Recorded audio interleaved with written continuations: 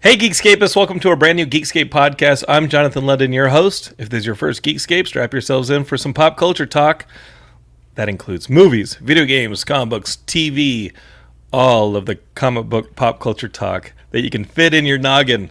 Thanks for being a part of this. I really appreciate it, whether this is your first Geekscape or you've been listening for 20 years. It hasn't been 20 years, but it's been close. The Geekscapes have been tough to fit in here. We've had some amazing ones, and we've got a great one here.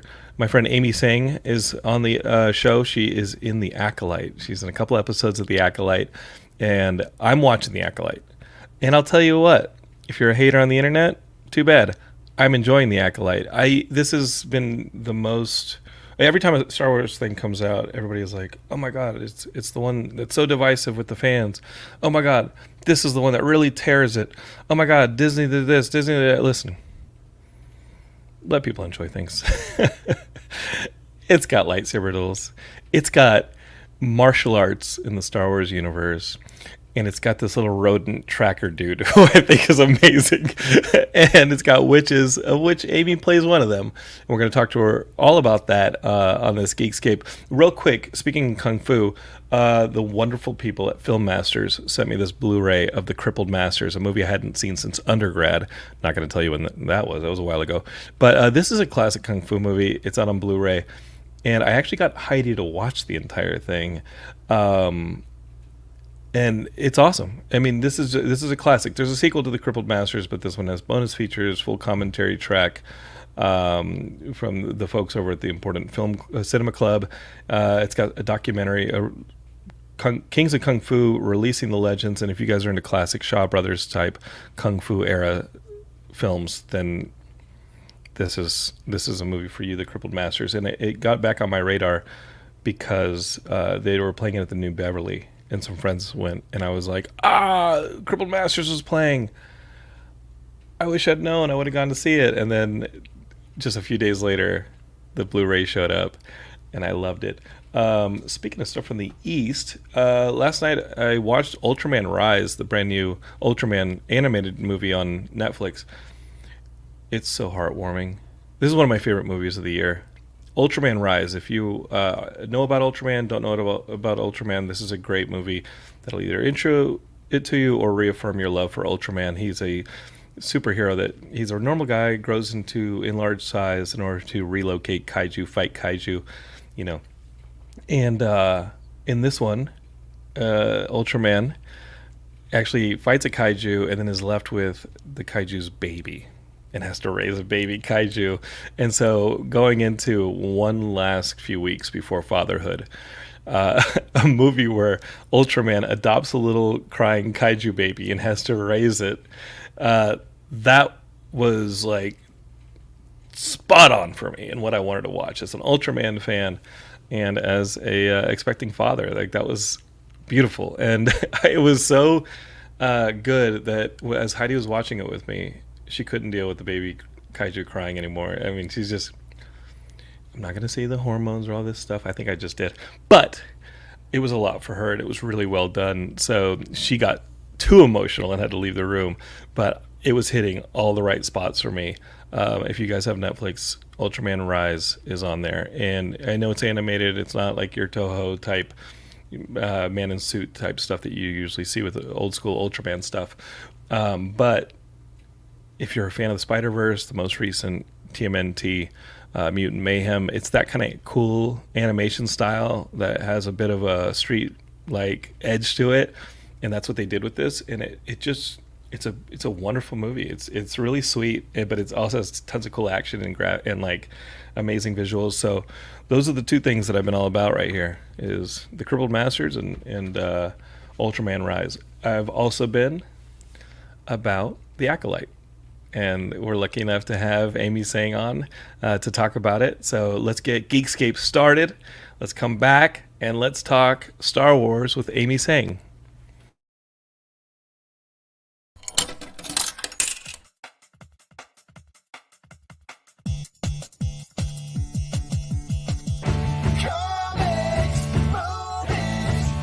Reviews, reviews, reviews,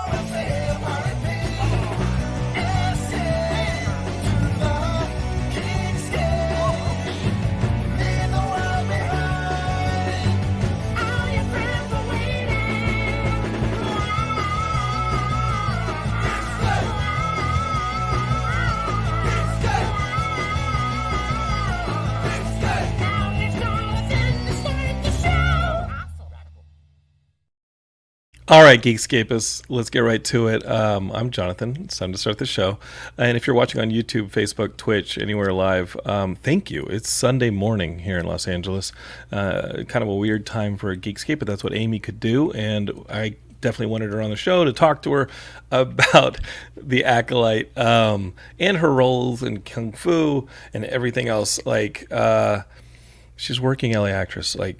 This stuff fascinates me because it is a blood sport out here, especially after the strikes. But she's a survivor and a thriver, and she is also an acolyte witch. So, Amy, tell us your secrets. How are you? Hi, thanks, Jonathan. That was such a great intro. Thriver and a survivor, and whew, it's been a year here in Yeah, Los Angeles as a writer, filmmaker myself.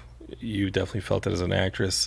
It's got to feel good though to have one of the biggest properties in film in history and be like in it.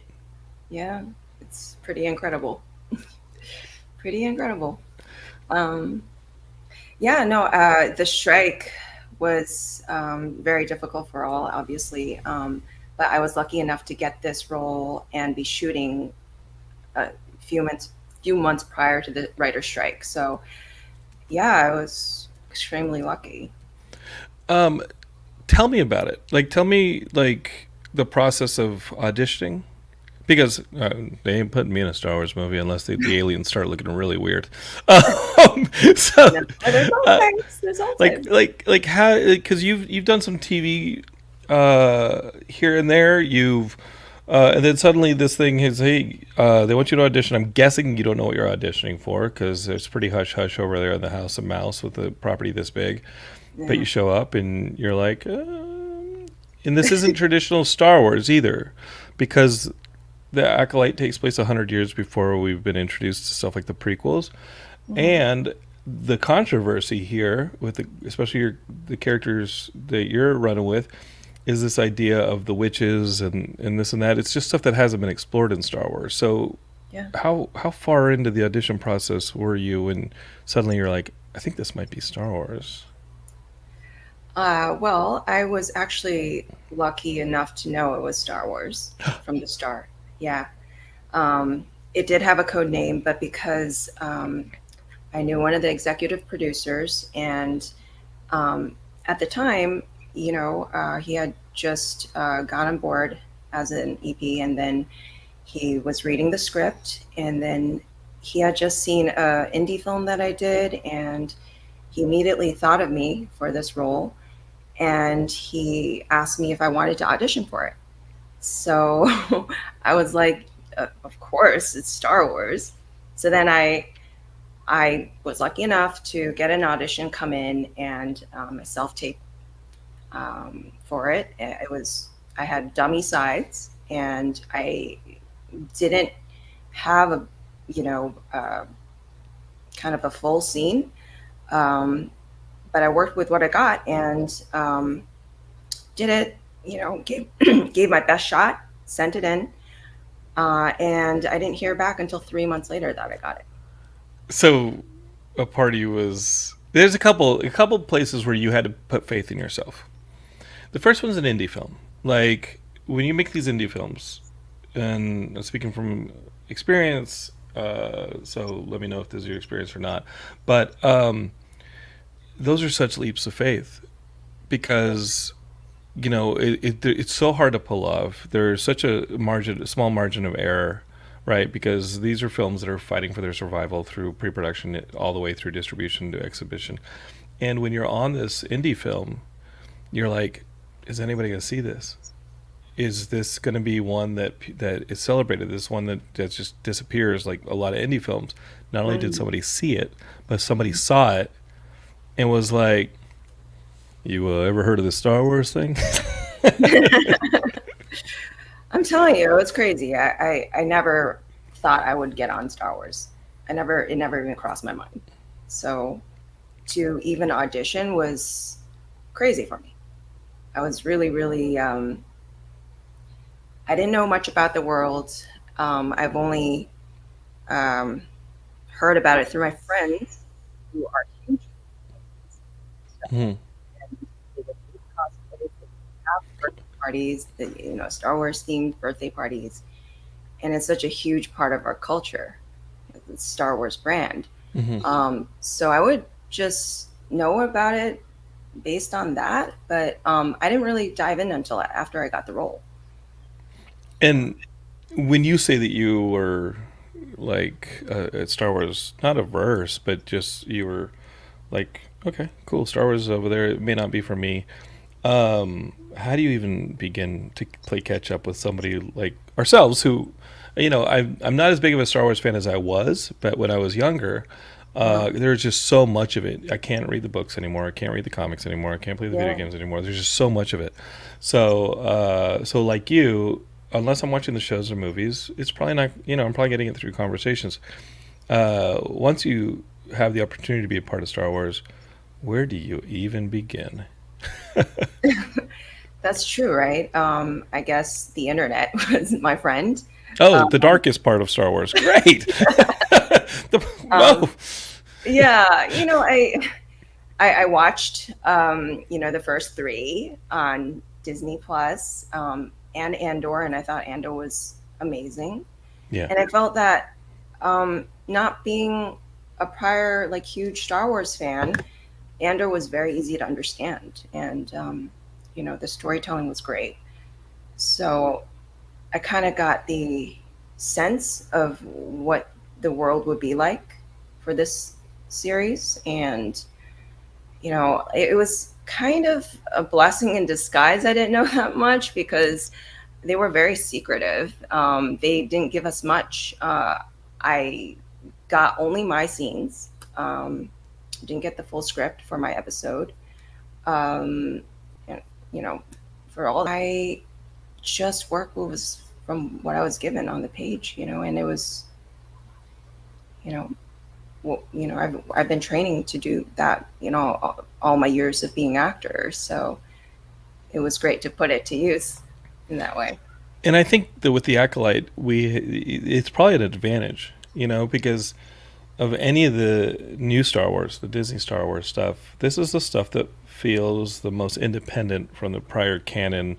It feels like it's making its own, and this is where the blowback from the fans and this and that come in, but also where I sometimes enjoy it because I think, hey, they're not beholden to what came before. They can do new stuff. They can tell new stories. They can introduce new characters, and fans are like, oh, that contradicted this or contradicted that. I have bad news for those people. They're all made up stories. Oh, I know yeah, it's there's so, crazy. They can do so whatever they want with them, and they're all they have to do is tell a story that's entertaining. And some of much. it, the new aliens are amazing, and Yeah. they're telling a new story. And whether or not it contradicts what came before, I find myself watching, especially specifically your scenes with the witches, and Mhm. thinking, oh, are they the witches of Dothamir, which I don't know a whole lot about because they were introduced in stuff that was a little after my Star Wars Mhm. like mainlining fandom. Mhm. Are they a different sect of witches? Okay, are they like how force sensitive are they? What are the rules here? All this stuff, and I think the questions sometimes have to be more interesting than the answers. Maybe it's just where I'm at, but I Yeah. like watching something and thinking rather than just having it answer stuff for me. So you got to Yeah. be an author a bit of this area of the Star Wars universe. Yeah. It never existed before. And I had read about the Night Sisters, but they weren't the Night Sisters. Right. Um, so yeah, we worked completely from scratch, and it was very scary to navigate a little bit in the beginning, but then, so much of every aspect, the costume design, the hair and makeup, the sets informed my character. And I was able to just get there and kind of, have all these things inform me about what the character was supposed to be. And Yeah. Amy, the craftsmen on that show, and the craftsmen, whenever they go Star Wars, are on another level. the Yeah. costumes, the production design, the details given to the props, everything. It all has to. It probably shouldn't represent too much stuff that we have here on Earth, so it becomes incredibly detailed. They've also on the Disney shows gone pretty heavily into shooting on the volume stages. Mm. And these are the stages, Geekscapists, that are virtual sets. You've seen them really done really well in shows like The Mandalorian, where maybe the actors show up and there's a rock outcropping on set, and everything else is Unreal Engine populated and moves with the actors, and Mm. it's pretty incredible, these virtual sets. And you've seen these volume stages before, and things that you may not even suspect were volume stages. Mhm. Was it a volume stage shoot for you? Because sometimes there's shows like Fallout where they take pride in having practical sets. They're all practical. Oh my god. Yes. So whatever you see on screen is from real locations. And our witches set was built completely from scratch, and it was outdoors at nighttime. And yeah, like it was an incredible amount of artistry behind all of the sets. It was so crazy to see in person, to like be able to touch and feel everything. It's like a gift to actors, to be able to walk on set and have everything there, and we don't have to imagine anything at all. So yeah, I can't really imagine how the previous Star Wars actors worked. They probably had to imagine a whole lot with all the virtual stuff. I'm guessing it might be fun, but I don't know how much you're going to get back from your co-star if it's a tennis ball. But that's actually a Yeah, relief to me not because easy. I mean the sets there, especially on that setup with the witches, is pretty impressive. And then there's a sequence, Geekscape. So I know Amy's character exists in a bit of she's introduced in a bit of a flashback, and in some of those sets are like destroyed, and there's fire and all those sorts of crazy stuff. Like it's pretty intensive, and there are tons of reasons to do that in a virtual way. But I imagine like that must be impressive. Like that's got to help. If the second you walk in, you're there. You're Absolutely. in Star Wars, and it was location. I would have thought that stuff would have been a set with a digital adjustment behind it. Yeah, it looks so good, right, on screen. It's beautiful. It's Yeah, incredible. yeah. Now, Amy, where are you from? Like, where did you get into this? Like, what was the bug that you were like, yeah, I want to go acting. Like, I want to do that. Who did you see? What did you see? What was the? Who were you? Who were you Who when was that I? little piece of I inspiration came in? asked that to myself every day. I think it's part of our journey to do so. But yeah, where did it start for you, and that led you into acting? Where did you grow up? I actually was born in Boston. I grew up in Connecticut till the age of 14. And then my family decided to move to Hong Kong, because my dad, he wanted to change his career. He was a restaurant owner, and then he wanted to get into import export. So he uprooted all of us, and we went in the middle of my high school year, um, to Hong Kong. So I'm like coming from like suburban, like a little town called Waterford, and going to the metropolitan Hong Kong. It was crazy. And you're And 14 or 15 at that age. You're yeah, you're you're in your sophomore year of high school, freshman. It was freshman, the and middle of freshman year that I had to move. And so it was like very well, I shouldn't say traumatizing, because it did make me adaptable. It made me develop this sure. skill. Um, but at the time, I was really, really confused, Hmm. because you're going through puberty, and then like it's your formative years, and I had to adjust. Like I lived a very simple life, and now I'm going to a British international school, um, and having to take the GCSEs. I'm coming from an American education, and Hmm. then going to a British, full on British education. And yeah, it was. I had to suddenly start studying because I didn't before. Um, And you're suddenly surrounded with a different culture. or multiple cultures because of the way that Hong Kong exists. Did you have to learn Cantonese or Mandarin, or did you have to learn a different language, or were you pretty set being in a British school? Did you at least need to do the accent? You didn't have to do the British accent? Well, I mean, people were actually making fun of my American accent because everybody was very posh, and they were all very international kids, and I was made fun of for my American accent. So now I don't even know what accent I have. It's kind of a mixture.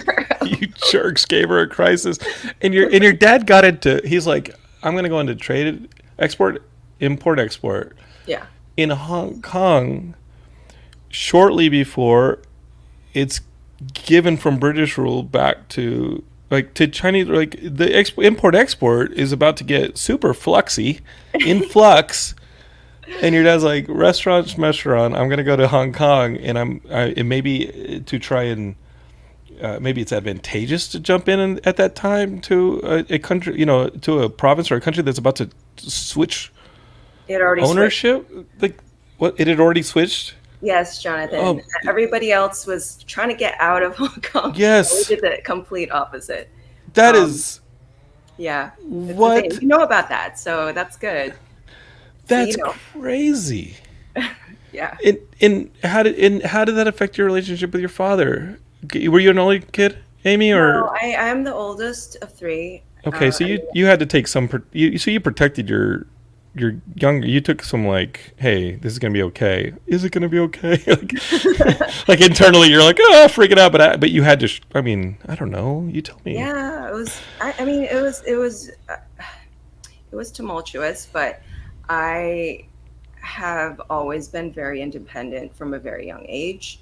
I traveled to Hong Kong when I was 9 by myself. So it Wait, wasn't. why? Well, my parents were like, oh, okay, it's summer vacation. Why don't you go to Hong Kong? And Usually it's with a family. Summer vacations, your family. What? they're like, go visit your aunts and Okay. cousins. Okay, in so Hong you Kong. had some. Okay, so you had family there. Okay. I did. All right. They weren't just like, hey, good luck, kids. Slap a stamp on you. Here's your passport. Yeah, I mean, Hope you come back. flight attendants felt sorry for me, and so they put me in first class. I was like in the way back in the coach area, and then they're like, "Oh, this poor kid, 9-year-old kid. We'll just give her a nice seat in the first class cabin." Yeah, tumultuous sounds like something you've been dealing with for a stretch. Yeah. In like your siblings, are they okay? Like, Are they okay? I mean, they had you looking out for them, I guess, right? I mean, when you're independent, you weren't like, hey, I went to Hong Kong when I was 9. Y'all are on your own too. Peace. Like you looked out, like you were like, no, I'm gonna help kind of guide them as well, because I have to navigate this, and I can only imagine what they're doing. Yeah. So I mean, in some ways, I was a parent. My dad actually left me and my brother. It was my brother and I who first went back to Hong Kong, and then my mom and my sister came later, like a year later. So we lived with my grandmother, and my grandmother was very old at the time, and so I basically had to look after my grandmother and my brother. My father, he started a business in China, so he wouldn't come back. Come back maybe once a week or something to, spend a day or two with us during the weekends. So yeah, I mean, all this stuff just made me who I am today. Yeah. In that relationship, your father's still with us? No. Yeah, both my parents have passed. I'm sorry. Was that something that stuck with you? I mean, because I don't know. One of the things I'm getting for you, Amy, and I've known you all of maybe 30 minutes, but is your ability to persevere, your ability to overcome, which I think is required. When we opened up, we started talking about the strikes, and we started talking about the survival game that is this industry. Yeah. Especially in the current state where people are like, Hollywood's coming back. Maybe not in its previous form.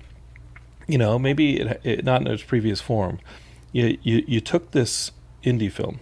Maybe you knew some people on the indie film. Maybe you were part of putting it together. As most indie films are all hands on deck.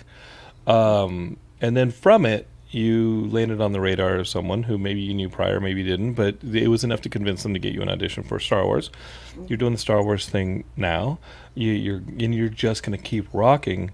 I have to imagine that 9-year-old Amy getting on this plane. This is where a lot of this stuff happened. Welcome to Geekscape.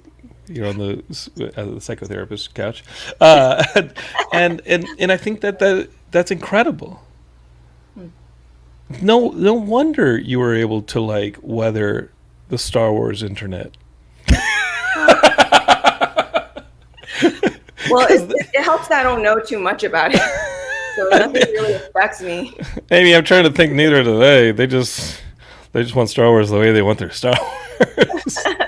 You know, when something is so, I get it. It's passion. You really want things. You don't want things to change. You want things to be the way they are. The entertainment, like things changing, is scary for people. Mm-hmm. So, and I'm used to it. I'm like, Yeah. change. I'm used to adapting. I think that's what I'm getting at. You said it much better than I did, but it sounds like something that was instilled in you early on. Mm-hmm. You roll with the punches, and you do the best. Did you ever go back to these bullies who made fun of your accent and get revenge? Um, I'm kidding. That's not how we live. Wait, maybe you did. Did you? no, they're my friends now. Wait, what? How did you do that? I don't know. I'm friends with everybody. I don't. At least I don't think I have enemies. So, If you do, they're too scared to show themselves. keep your enemies close, right? Yeah. In this okay. So you're in Hong Kong. You're grown up. When you graduate this British school, you quickly depart Hong Kong, or does family keep you there? Yeah. So I really wanted to get out of Hong Kong at that time, and my dream was to actually be a designer, fine artist, and go to art school in New York. Oh, So my senior year of high school, I plucked myself from there. I convinced my parents to let me go to New York to live with my uncle, the basement of his home, oh. and Where in New York was that? it was in Queens. Yeah. It was Flushing, Queens. I went to a school in Fresh Meadows, a public school with metal detectors. Well, but you're like, I've done this before. New school, whatever. No, but it was like going from a posh international school, Sure. whatever, to a public school that didn't have enough seats Oh for my God. its students. So yeah, it was a very huge change once again, and it was, but it was awesome. Like I was on my own. I didn't have my parents to tell me what to do, and I really was steadfast in wanting to get into Parsons or Pratt or all the good art schools in New York. But yeah, fast forward, it actually, after being a year in New York, it didn't happen. I went back to Hong Kong for summer vacation, and I found out my mom had cancer. Oh my And God. yeah, so she that summer she passed away. So I had to take a gap year to take care of my brother and sister, and that changed my whole course of the way I went about things. So yeah, in the course of that, went to art school in Beijing instead because my dad was like, "Oh, why don't you kill two birds with one stone? You should learn your Mandarin because you don't know you don't know how to speak Chinese." Sure. I only spoke Cantonese at home, and yeah, and then I went to art school at Tsinghua University in Beijing. Once again, had to adjust and adapt. I didn't speak the language, so for 2 months I was like doing sign language. Oh my Um, God. yeah, so I learned, I You're really, just fighting. I'm just like, I always like, that's why I learn by doing. Mm-hmm. It's kind of been my life. And in the middle of like me going to art school there, I had the bright idea of wanting to become an actor. And what was that spark? What was the thing that you witnessed or that you experienced that you were like, art school has got me, to these places, but that that lane looks like one for me. Yeah, I just didn't like the way they were teaching. It was very rigid and um, it lacked creativity. They weren't really teaching, to use your creativity, your instincts. It was very, we had to draw every day for like hours, and it was about the skill. And then Mm-hmm. I just felt like, oh, I wish I was in New York. I wish I was in Parsons. But it was a lot of movie watching, like during my downtime, Mm-hmm. and exploring the city uh, In Beijing. in Beijing. Yeah. And because during that time, DV, you know, pirated DVDs were a thing. Yeah. Yeah. um, I had access to international film, so I watched all kinds of films, and it was during that time that I just felt so comforted by the stories, the characters, and it really made me go, if this does this for me, I want to do this, Mm-hmm. for And what were others. some of those? Like, what were those? And maybe you're watching these on pirated copies, and there's people's heads in the bottom of the frame or this or that. But I think the power of it transcends those barriers of, oh, the sound's a little muffled, or the image isn't perfect and it's not pristine. Oh yeah.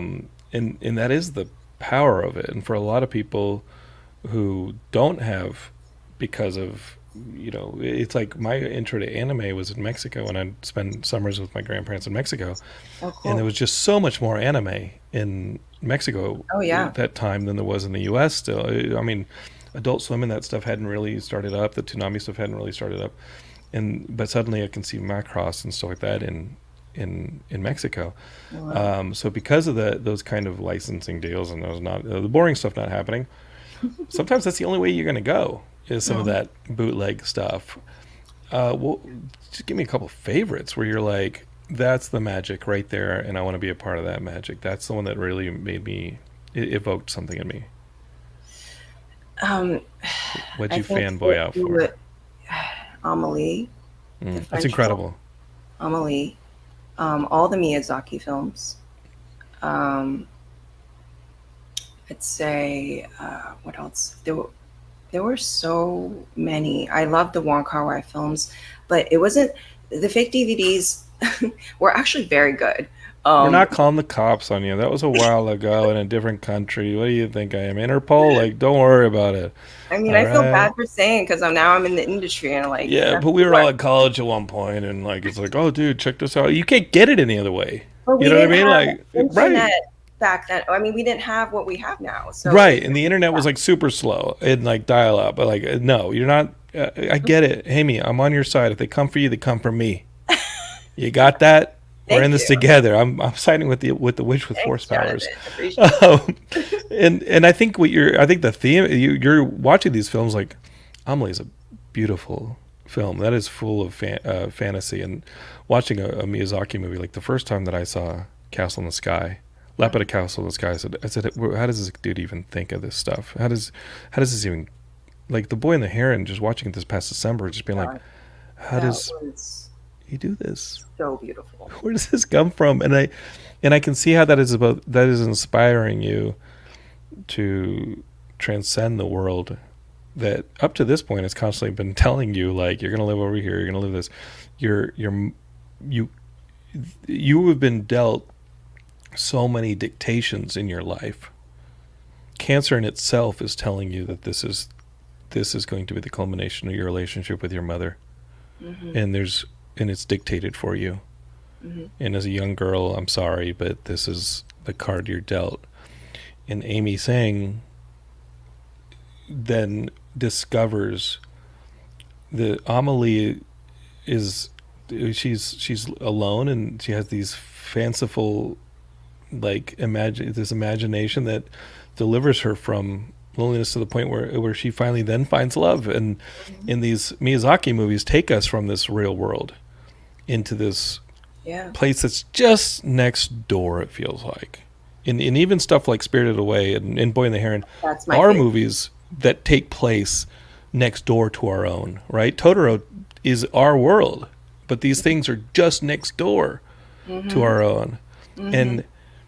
And I can see why an Amy Tsang would need that after Mm-hmm. having people dictate through multiple stages that you're going to get on this plane by yourself, kid. I can see why maybe you went to this. And in Star Wars, I think we love Star Wars because it's that extension of our own. That's why we love any of this stuff. That's why people maybe listening to Geekscape, watching Geekscape right now, is because we need those extensions of ourselves to learn to look back through the mirror at our own world and say, okay, I think I should take a left here. Okay, I think I should push it just a little bit further. Okay, I Yeah, think I should aspire for this. I don't yeah. know. This is my TED talk now, but No, it's so beautifully said, Jonathan. Yeah. a little verbose. But thank you. No, really, really, like it's so well articulated. I didn't, I haven't been able to articulate it like that. Um, You were in the woods, though, having dealt with grief at that yeah, age. I dealt with grief at that age, yeah, and we talked a little beforehand. We've gone through some of the similar things. Like sometimes you're in the trees and you can't see them. I mean, sometimes you're in the woods, you can't see them, the trees, right? hmm But you're walking amongst them. You know, mm, sadly you're in the shadow of them, and you're trying to find the sunlight, and yeah. that's a tough journey. I can see why you are a fighter. Um, have you Well, have you produced, Amy? Have you written? Have you been like, you know what? I'm not gonna wait for another indie film or another Star Wars or another audition. I'm gonna put some pen to paper and I'm gonna create a character for myself, and I'm gonna start telling some of these stories that are maybe similar to the ones that inspired me on this journey. yes, absolutely. I have been working on a story for the past 2 years. I knew Um, it. I knew it, I and I mean, love it. those experiences really did inspire me to um, go and say that yeah, I'm like, okay, I've done these things on a very tough indie set and then a huge set like Star Wars. And like, I've watched the directors on these sets, big and small, like a hawk. I'm like, okay, what are they doing? How are they doing it? What is it about what they're doing that's good? What could be, maybe I could bring more of myself skills to certain things. Um, so I really studied these directors hard. And it's like a free film school, when you're on a set. With sometimes you're not, you know, that's an advantage sometimes of not being the main character or like the Hmm. main characters. You get to lean back sometimes and kind of observe what's going on. And I had that opportunity doing an indie film where I wore many hats. I was the lead actor, but also I did costume designing for that. And then I'm on Star Wars set where I'm like, oh, Koganada, coming from the indie world, how he translated his skills as an indie film director onto a huge set. So it was, all these things I'm just kind of absorbing. Yeah. What's the name of the indie film, Amy? Because it seemed to have had a pretty transitional, pretty important role so far in it. Because being a lead of something that you fought for and probably fought for several years, and then seeing it through fruition, and then having some fruits come from it. What was the name of it? So the Geekscapists can seek it out. It's called Silent River. Hmm. It's currently on Amazon Prime. So We check gotta it out. watch it. And what is this new story that you're writing, or is it still being in the cooking phase? I had already written a pilot for it, but right now, after years of, my life my ideas of what direction I want to go in changed drastically in the last couple of years. It stinks when other Um, people don't follow your scripts. It's the worst. I'm like, wait, nobody's doing what they're supposed to be doing in my story that I made for myself. yeah, Yeah, I yeah. get it. So now I'm like, okay, maybe the better direction would be to have a feature film Hmm. script where I can possibly direct. I hope to direct, Hmm. um, and it's called Lady Luck. It's inspired by my brother and I's relationship, um, and it's got gambling in it. I have not psychoanalyzed your relationship with your brother yet, but I was going to get to it. No, I'm kidding. I'm kidding. The one family member I haven't analyzed, like, oh, yeah. Did your brother deal with the gambling addiction for a stretch, or not to put him on blast or Yeah. to spoil it? But I have friends who have lost homes over that stuff, and it's been Yeah. painful to watch their choice between taking care of a loved one and gambling, and Yeah. they slowly get so clouded in it that something that would seem very clear to us, you want to take care of your loved one, has Hmm. given way to truly an addiction. Um, Hmm. how much can you tell us about that next hurdle that Amy Tsang found herself fighting to overcome? Well, There's you're a no rest. filmmaker, There's no so rest for you, by the way. Not in this life, Amy Tsang. um, the, the great thing is I do enjoy it, and it's thrilling. It's when there are challenges like this, it really gets me passionate and going. Um, so I, um, you're talking about my brother, you said?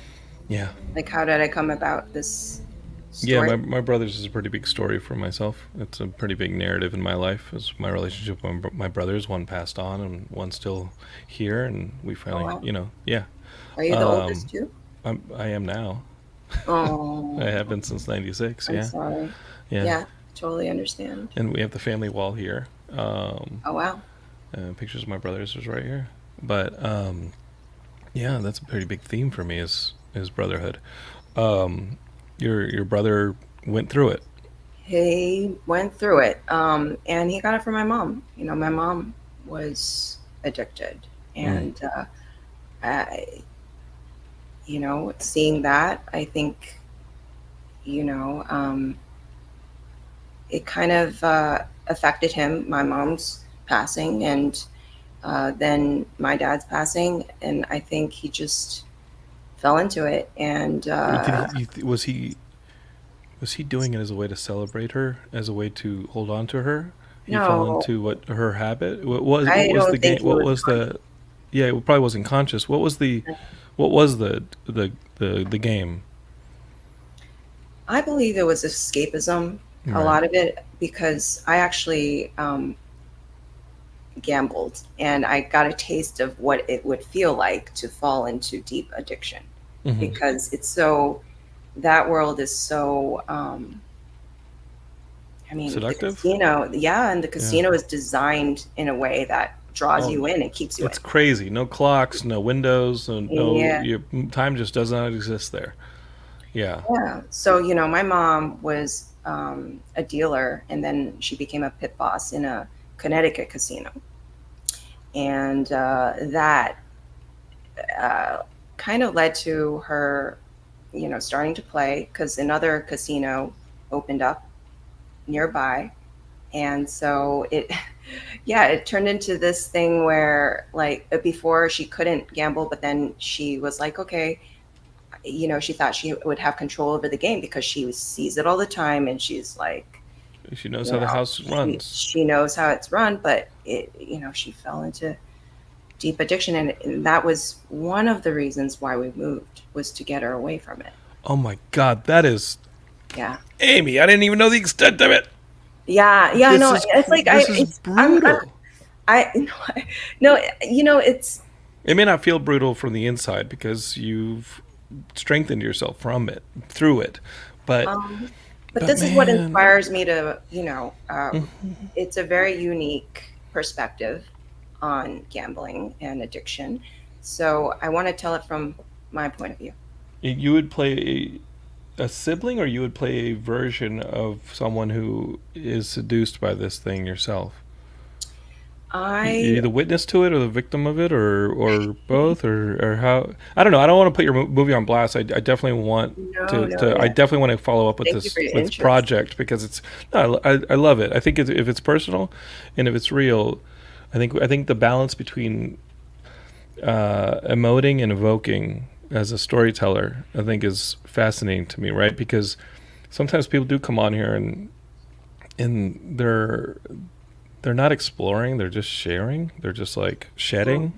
And I don't think that's a good story. I think that's, and I do it a lot on Geekscapes, and I apologize, Geekscapists, if you're listening, you're like, Jonathan needed to do this episode a lot because he's just talking. The goal is to evoke too, and so I think that a conversation. I think if your film's like some form of a handoff to the audience to be like, hey, this is something that I want to evoke in you, and then what did you bring to this conversation as an audience, and now you make this story yours, which is why, again, I think that the questions are more important than the answers, especially with something like science fiction. It's like who are you to say what's canon? I mean, I know I know there are stockholders, I know that there are people who own the property, but those property holders have dismissed canon left and right and overdone canon a million times. So, like, at what point are you going to hold it as a biblical fact that Luke and Leia were the first children born solely through the Force, right? Which is like, I think a lot of people were ticked when they were like, wait a minute, the Acolyte is hinting that these kids were born strictly through the Force because there's only females on the planet. Like, first off, do you even know any of these are human? Go by human rules? Dudes, it's a galaxy far, far away. Yeah. They may not even have the same working parts. And suddenly you think that that's how reproduction works over here. Have you seen the green people? How do you think they reproduce? Like, Chewbacca's fully naked. We don't know how he produces. He's just wearing a bandolier. Like, you didn't learn anything from that, and Wookiees.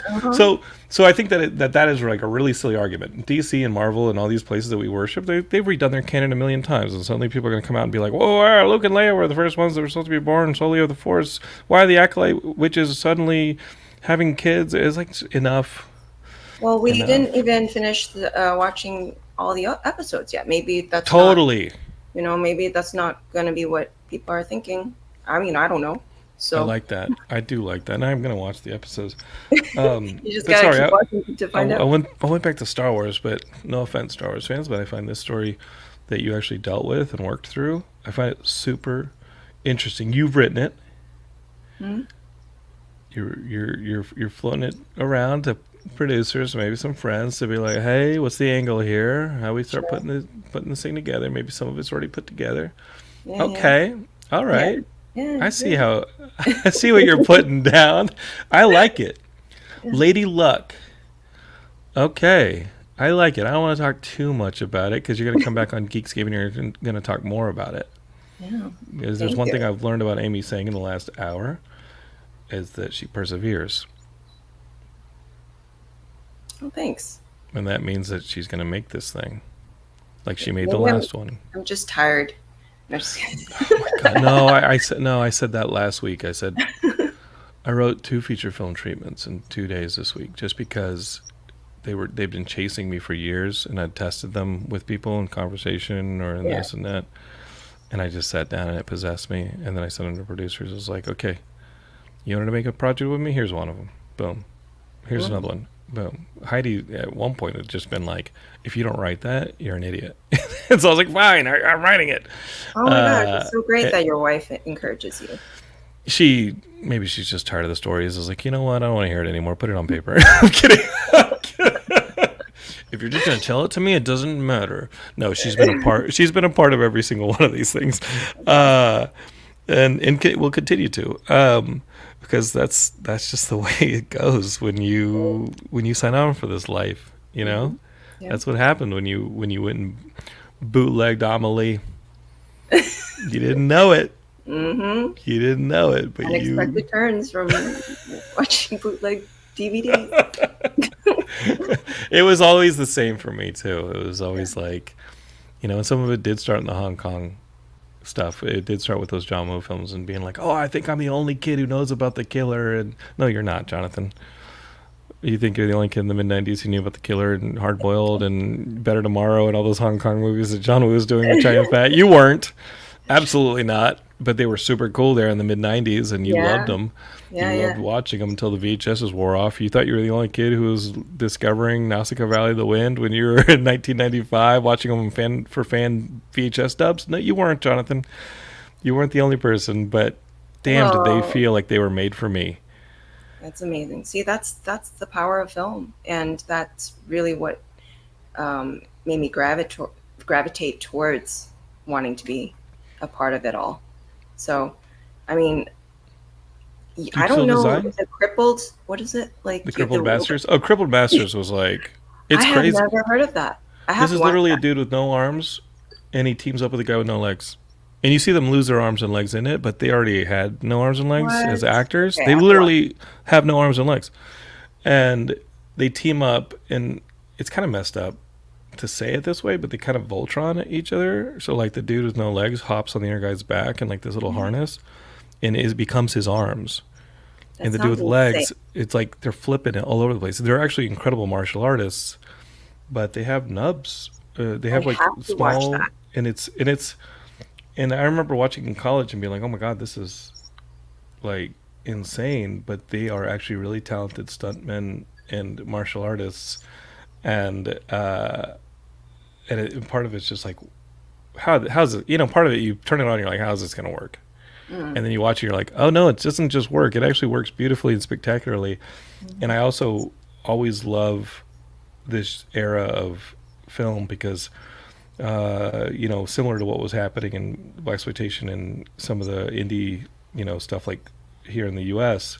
at the same time is like, that indie movement that came out. Roger Corman just passed, and that whole movement here in America, it's like, hey, just get your camera and tell a story, and let's go find a theater to play it in, right? And that stuff was going on so big over in Asia and here. And I can only imagine it was happening in other parts of Asia, like in India as well. But it's a total holdover from like the French New Wave stuff, where it's like, we're gonna make movies too. Let's go grab a camera. Let's go. And my favorite era of film, Geekscapists, we can get into it if you guys care later on in an episode. But like Italian neorealism to me is the most crazy thing ever, because it's like, oh, look at the ruins of our homes that the Nazis and the Italian fascists just fought through against the Americans, and now we got rubble. Let's go make a movie. And it's like, wait, we're gonna do what? Yeah, we're gonna go make a movie in the rubble of post-war Italy. We're just gonna go start making movies. And I find that such an exciting movement, and then it becomes fantastical when it drifts a decade later into the 50s as French New Wave, and then by the time it hits the art houses of the US, combined with the stuff that starts coming over from Japan with Seven Samurais and all that stuff, and maybe the Toho movies, suddenly you hit the 70s and you're cooking with gas with all this stuff, and people are just making loud movies, but they're clear movies. This is a very clear story of revenge. They took our arms, they took our legs, we're going to get revenge. We're going to team up to get revenge. Like, that's so clear. And Heidi was like, wait, that's the ending? Yeah, they killed the guy who took their arms and legs. Like, it freeze frames on the guy dying, going, eh. Spoiler, it freeze frames when they get him. And she goes, wait, where's like the denouement? Or like, I was like, no. They got the guy. It's over. What else do you want? Like, they got the guy. He took their arms, he took their legs. It ends on a free. Like, the guy's literally like, eh. Yeah. The crippled master. And you're like, it's entertaining. That's what you want from a movie. You want things that make you laugh and make you cry, so make you feel clear. So even if it's not like, people love these movies, and I think it's good as a filmmaker, as a writer, as someone who's like, metabolism for writing has gone. I've been looking at The Daughter Being Born. I've been writing like a fiend, a absolute fiend. Comics, movies, it's just been nonstop over here, and I have to refill the metabolism. And really pushes you to do it's been so much. I've just been watching so much stuff in like the clarity. is kind of like become my kind of like guiding light. It's like, okay, is this clear? It doesn't have to be. It doesn't have to reset anything. It doesn't have to reinvent anything.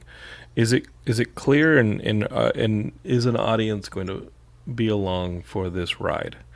And are they going to follow this person? Even if some of the stuff they're going through is internal, which, is going on, like, do their actions convey their internal processes in a way? Even if you're doing it through color and lighting and in composition. But I don't know, this is all film full school stuff, but it's always good to go back to our Crippled Masters. I mean, and then what I love about this. For your projects. Yeah, I love it. Well, we can share we can trade projects offline whenever you want. There's more projects coming, Geekscapists. We're going to announce a project at Comic-Con that I think you guys are going to be like, oh my God, I didn't know that was happening. It's happening. Okay. We're announcing that one at Comic-Con. And then it's baby time. Baby and time. Then how many more? And other stuff. We got like 3 weeks or 4 weeks. 3 weeks. Yeah. Are you excited? Oh, yeah. Are you ready? Are you prepared? I'm so ready to be a girl dad. Heidi did such an amazing job. I showed her My Neighbor Totoro once, and suddenly the baby's room becomes My Neighbor Totoro fairy, fantasy land. There's My Neighbor Totoro stuff everywhere. There's a bedside light of My Neighbor Totoro. There's My Neighbor Totoro on the walls. There's fairies. I'm so excited to be a girl dad, and people got me a blood sport onesie for her. Wow. Excited about that one. We got a Never Ending Story onesie. I love Never Ending Story. I love it. So Geekscape is she's gonna come out right and be ready. Is she gonna make an appearance?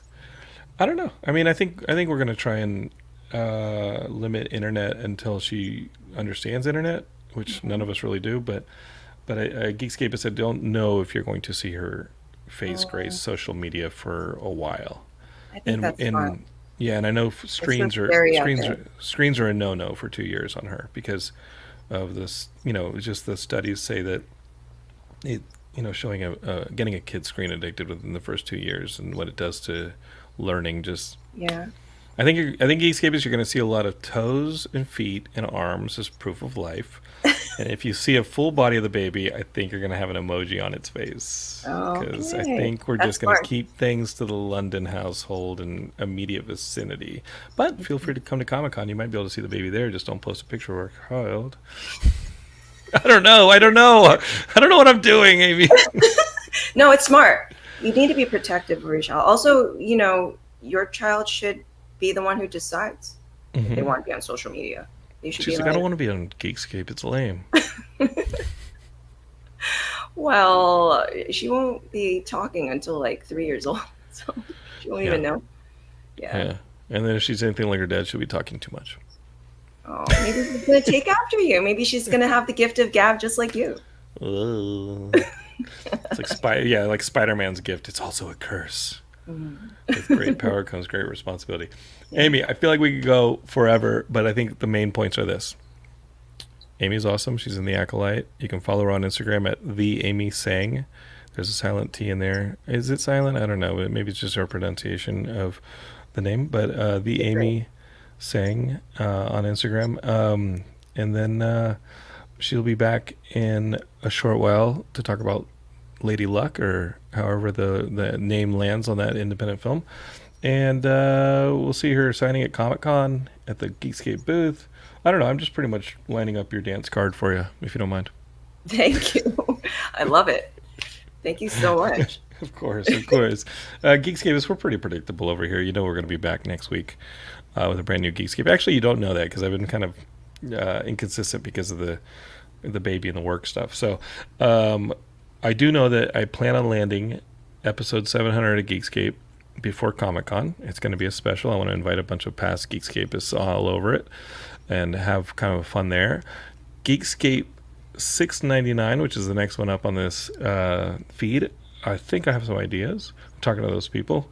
And we're just going to see, because I'm keeping things open in case baby comes early or something like this. But we are full on baby watch right now, Geekscapists. And if you want to see me at the Geekscape booth, it's going to have to be Wednesday night, because I'm going down Tuesday to set up the booth. I'm hanging out Wednesday to shake hands and promote this project that we're about to announce there. And then if I can drive home Wednesday night, I will. But otherwise, I'll drive down Thursday morning because I'm on baby watch. And the only thing to be going on after Comic-Con for baby watch is Heidi wants to see her boyfriends, Ryan and Hugh, in Wolverine Deadpool. I had nothing to do with it. It's fully Heidi saying I want to see my boyfriends in that Deadpool Wolverine movie. She got the tickets. She's like, you're not keeping me from my boyfriends. Watch that. Yeah. Once you've seen the boyfriends, the baby can come.